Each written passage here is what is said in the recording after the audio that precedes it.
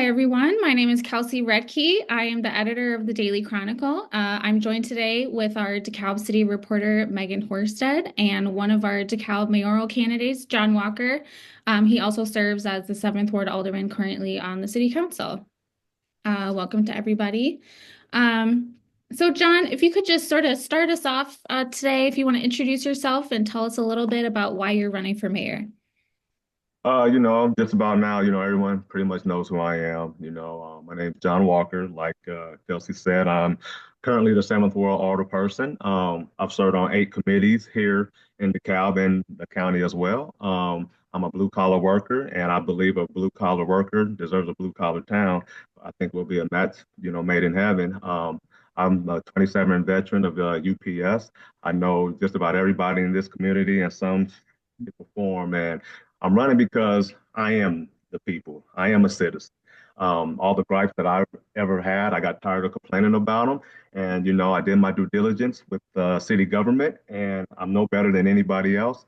I'm just the average guy that has put in the work. And although I'm going to lead this city in the right direction, everybody's going to be on the bus. So that's what I'm about, and that's who I am. And I want to talk about the main issues that plague DeKalb, whether it's roundabouts, whether it's a grocery tax, or whether it's the human relations commissions. I don't run from anything, and I leave nothing in between for people to speculate what I mean. I say what I mean, and I mean what I say, and that's the main reason why I'm running for mayor.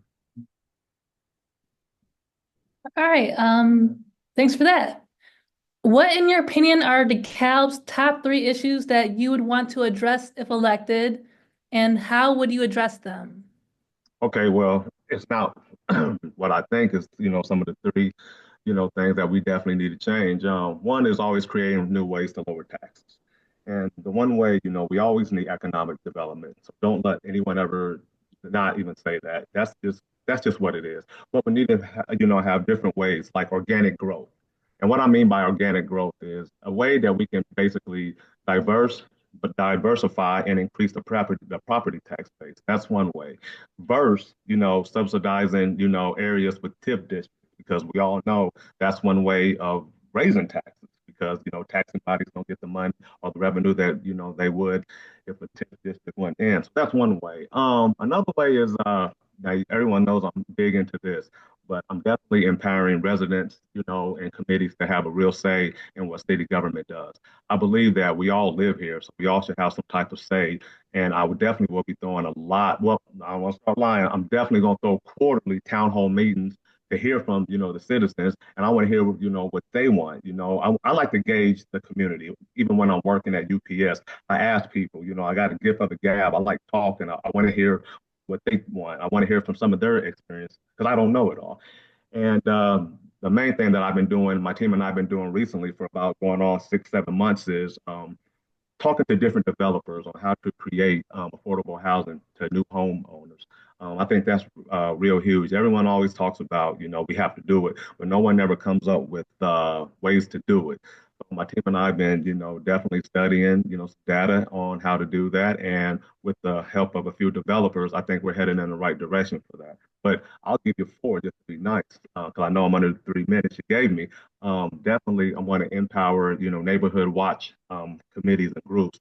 And ever since I said that at a debate, I've had 17 people willing to support me with doing that. And I have them all over in the Andy Glyph North area, which is very surprising. They talk to me about wanting to do it. I play ball with a guy from Inglewood in Chicago, and he said he moved to DeKalb, to ensure him and his family's safety. And he said he's gotten out here and it's like, whoa, am I still back home? And it's guys like that who want to better DeKalb as well, not just other people. It's guys who come from that type of environment. And he's the main one that wants to be on this neighborhood watch. So if I can create that in the city, to be able to help police officers, hey, sky's the limit to what we can do with crime for real out here. That was good timekeeping. That was a little under 3 minutes, John. I'm good. That's what, hey. You're doing great. Um, So I want to talk a little about finances. Obviously, you've been on the city council over the past couple years, so you know the process of passing a fiscal budget. In your opinion, do you think that budget has any excess, any room for cuts? If not, why? If so, what would you cut? Okay, well, to be quite honest with you, yes, I'm sure you guys saw me in my most vulnerable moment. I have worked a lot with the city manager to understand the budget because anybody just can't pick up that 2024-5 budget and think they know what's going on with it without sitting down with someone who is definitely cognizant about all the ins and outs of it. And I've done that. And with any budget, no matter who you are or what establishment you're running, there's always excess factors always. It's just about needs and wants. And what I would cut, well, I can't, I'm a team player and I can't just, make assumptions of now what I would cut. No, I won't do that. But I definitely believe in being fiscal responsible in all areas. Now, that being said, I don't know if that you want to lead into the next question, which would be the grocery tax. I'll leave it alone right now, but I'm definitely not for that for a multitude of reasons. But the main reasons that I'm not for that is, you know what? Citizens are struggling as it is, to put food on the table and just, trying to budget their own life and their own finances. And I honestly believe that the city has to do a job just like we as, families have to do a job. It's always give and take. We can't always keep on figuring out ways to put more pressure on the taxpayers and the citizens. There has to be a point where we stop doing that. And you know what? I've always believed, city government has to do it just like we have to do it with our own family.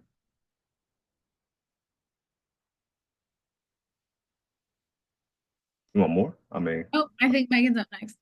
that's the first time. Hey, I I can did. talk all day. I'm trying to stay under the 3 minutes. It probably feels extra long because a lot of these forums have been like 1 minute answers. Hey, you know what? When you do your homework, you can hit the question, Yeah, answer it, next one. exactly.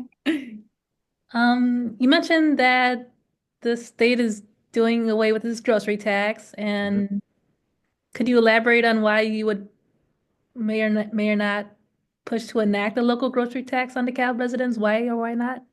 No, May, don't. It's not why or why not. I won't.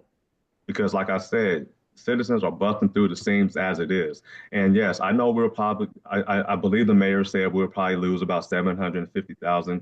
I get that. But like I said, there in any budget, there's always excess fat to cut. Now, whether you want to cut it, that's another issue. But there always is. There always has to be. It's a budget. So with a budget, you play with a budget. Hey, like you do at home. I'm sure this week you may not be able to watch Netflix because you want to go to Chipotle. I mean, I know it's on a bigger, scale of things, but in every establishment, there's always excess fat to cut. You just have to depend on what are the needs and what are the wants. All right, thanks for that, John. So sort of keeping on along the trend of things happening at a bigger scale that could likely impact our community. We've written about this a lot before. There are tariffs that are going to be possibly impacting, likely impacting our local businesses here in DeKalb, whether that's their bottom line, whether that's the cost that they have to pay to get products in that they are then selling to the consumer. There's a lot of sort of national uncertainty surrounding the economy in general right now. I know in 2020, when again we had a lot of national uncertainty because of the pandemic, the city did take a number of steps to ensure that businesses felt supported in uncertain times. Do you have any ideas of how, if elected, the city can help support our businesses currently that may or may not be struggling or will struggle with the tariffs? Kelsey, you messed up. When I am elected, got to get that right. When I am elected, so this is the biggest thing for me, and this is when I like to bring people that know more than me into the room. Now, for an example, we all know that those small businesses are a fabric of our community. And I would know that because I delivered to them for 27 years. So my heart goes out for them back in the COVID times. So when that happened, I was able to speak with all of them as I'm working. And the one thing that I understood from all of them, they all need something different. So I don't think any type of city government could put something in place to tell all these businesses what they need. So this is what, you know, the ladies downtown DeKalb do that I've been to a few times. They all meet like maybe once every other month and they talk about what they can do for their businesses. Now, Mayor Barnes had the luxury to go to them, but from what I'm hearing, he went one time and he didn't follow up with them. But the one thing that I have done, and you can definitely go down there and you can talk to Sports of All Sorts back with Brenda Lehan. You can talk to Stacy and Kirby Chilton. You can talk to the owner of Bagel City, Barb City Bagels, whatever. Like, whatever. She's gonna be mad at me for that one. But you know, I've always reached out to these people and I always ask them, what can I do? What can the city do? What can the seventh ward alderman do to help your business?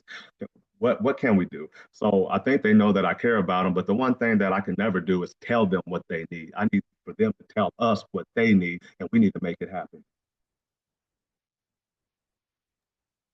Thanks for that. Next question is, do you feel that DeKalb City policies are inclusive, equitable, and welcome diversity? Hey, you got a handsome black man running for mayor. I mean, how else can we get? But to elaborate a little bit more on that, the one thing that I would say yes. However, with the mayor eliminating the Human Relations Commission, that that kind of set us back a little bit because the HRC is really what about inclusion is, and it's exclusive. I mean, you have a bunch of people on a board from different backgrounds who could definitely help the community out that was just taken out. So how are we supposed to tell somebody, yeah, we're exclusive to all people when we don't even have a board to show that? I think that was a downfall, for the city in that regard. But the one thing that I don't like is how we always talk about inclusion and we always relate it to black people. I am black and I'm proud to be black, but at the end of the day, it's about a whole community. It's just not about one specific group of people. I always hear the incumbent talking about, I heard Dr. Powell, give a great speech, but, I'm tired of hearing that. That's cool and that's great. And yes, this is everybody's community, but you can't say you're everybody's community when you're giving, or you're kind of taking away certain communities, if that makes sense. You know what I'm saying? And I think with him getting rid of the HRC, he definitely done that. See how I look at boards and commissions and committees, they're like our foot soldiers and our allies. And when I do become your mayor, I'm going to lean hard on those chairs and those committees and those boards to be my allies because guess what? I don't know it all. And they're the foot soldiers. I was on the HRC. I was a foot soldier. I was talking to everybody I could about whatever gripes they had in the city. What'd you hear? What do you know? What do we need to do? And those are the kind of people that we need on those boards because those people bring information back to city council, back to, older people, back to their chairs. Then we find up a nice comprehensive plan to explore whatever they need us to do. So that's why boards like that are really, really good for a city like a small city like DeKalb. Awesome. Thanks for that, John. And we're going to go into our final question. Wow, that's it?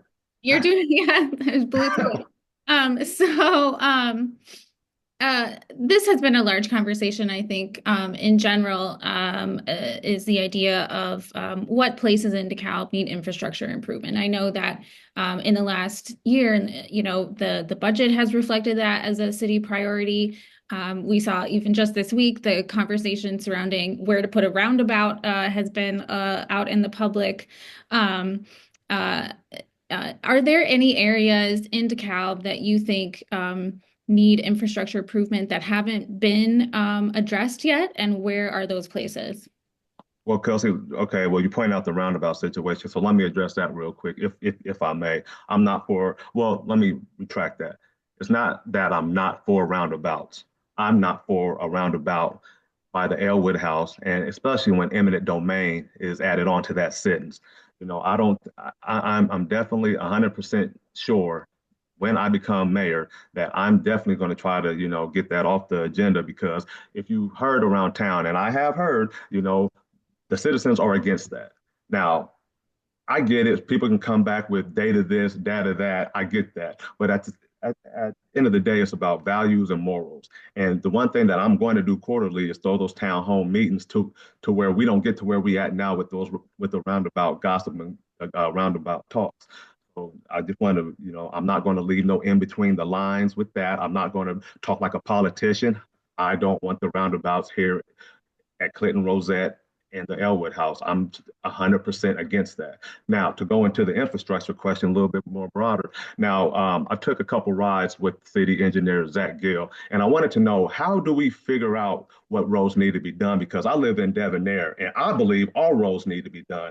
But he came back and told me, no, you guys have like a C grade or something like that. So I asked him, how do you monitor that? Because, I'm like, how? You just look at the hole and, oh, L, I didn't understand, right? But there's a scientific thing if you sit down and talk with him about it, and he would be able to tell you better than I. But they have these trucks, and they have something up under them, and I guess they go driving throughout the city. I don't know if you guys heard of this, but it tells you. I don't know if it's from the roughness of the ride or the roughness of the street or whatever the case may be, but it grades your street. And that's how the city comes up with, what streets need to be done before what. Now, like I said, I'm a UPS driver, city official. I don't know anything about engineering, but for the most part, if he tells me that's how it's graded, and that's what I have to believe, and that's how the city comes up with that strategic plan on what roads need to be done first. But when I am your mayor, I'm going to figure out, and not just me, but the commissions that will be my allies, we will figure out, and city council will figure out a better way to get some of the roads that need major upgrades, like right now. So that's but just as far as the infrastructure, everywhere at this point, you guys drive around the city, DeKalb, a lot as much as I do. So there's not really a specific area, although because everybody will say that their area is specifically in dire need of roads if you ask them, hey, you go outside my house, there's a big old hole in there, and man, when it rains, ducks go swimming in it. So I'm sure some of you guys have that all around the city. So there's not really no big area, except for maybe the Fourth Street corridor area, to build that back up a little bit, put some other sidewalks on there, where the school kids have to walk, down to the middle school. But yeah, that's what I think about that. But yeah, I think the city as a whole, we just have to get the infrastructure straight and get it right. For a point of clarification, the roundabout that is planned near the Elwood House, Hmm. the city released a statement earlier this week saying that eminent domain has never been considered for the project. Okay. And likewise, the Daily Chronicle has never reported such a thing. So I wanted to make a point of clarification about that. You had mentioned in your remarks that there's been talk of eminent domain proceedings being considered for the roundabout. And so I wanted to make sure that the viewers are made aware of that. Well, hey, well, I'm glad you did that, but I'm just letting anybody who wants to know if it does hop on there where I stand with it, with or without eminent domain. I'm not for it. Sometimes, when you take seats, you have to do what you say you're going to do. And when I took an oath and the seat as a 7th Ward alderman, I said, you know what, there are going to be times where I'm going to disagree with my constituents, and there's going to be times where I agree. And this is time where I agree with my constituents, but that was my thinking going in. So, hey, I'm sorry if may I heard a rumor or whatever the case may be, but either way it goes, I'm not in support of the roundabouts by Clinton Rosette and Huntley, or not Huntley, but Clinton Rosette and the Elwood House. I'm not in support of that, 100%. And there's no in between the lines to read with that. Thanks for that, Megan. Do you want to do the final question, Megan? Tell us why DeKalb residents should vote for you. When you want to vote for me, I am a typical DeKalb citizen. I think like them. I am them. This is a blue collar town. I'm a blue collar worker. I fight for everybody. I don't like people being treated unfairly. I don't like people receiving friends and family discounts. This is all of our city. It's not just one or two or a group of people's city. Everybody should have a say in what we do here in DeKalb. I'm the best man for this job because A, since for the past 6 or 7 years, I've educated myself on what it means to be an alderman. I served on all these boards and all these commissions just for the simple fact that I wanted to know the ins and outs. I wanted to be able to answer your questions as well as my constituents' questions. I'm a resourceful human being. I go off data, but I also go off morals and values as well. And I believe there's more people in DeKalb that go off that than there is the other way. Um, I'm here for all wards. I'm here for all people. Like I said, I want to help the police. I want to implement, all these neighborhood watches. I want to make our commissions and our boards stronger than ever. I want to let the chairs of those boards be foot soldiers for us and bring us back all the information we need to move in the right direction for DeKalb. I want to definitely create and diversify and create a different property tax base. We need to pump money into our Sycamore downtowns, our Sycamore Road retail. There's so much we need to do, and we have to do organic growth. We have to quit subsidizing it. And I think, my team and I have a nice little strategic plan to be able to do this, and that's what we're going to do. And when I am your mayor, I will stand by every word that I said. Thank you for that. Thanks so much, John. And I just want to say thank you again for joining us today. Thanks also to Megan for all of the great questions. I do want to remind our viewers who will see this that you can already vote if you want to. Early voting is already underway in the city of DeKalb. More early voting locations start opening on March 17th. Election day is April 1st. And this is not the only way that you can learn more about candidates that are on your ballot. The Daily Chronicle also has an Election Central webpage. You can go to shawlocal.com/daily-chronicle/election. You can read more about John. You can read more about the other candidates running for mayor. And thank you for joining us today. Thank you. Thank you for having me.